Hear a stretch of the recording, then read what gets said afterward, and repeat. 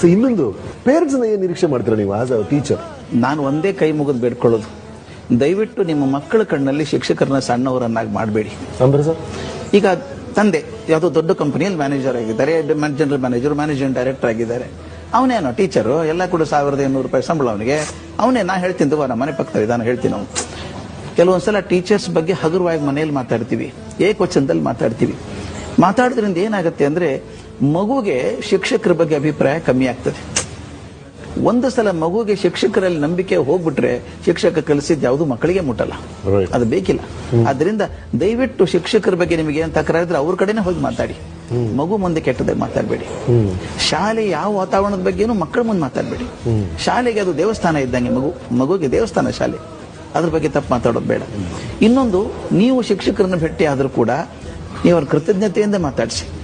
ನಿಮ್ಮ ಮಗುವನ್ನ ಒಂದು ವ್ಯಕ್ತಿತ್ವವನ್ನಾಗಿ ಮಾಡುವಂಥವ್ರು ಅವರು.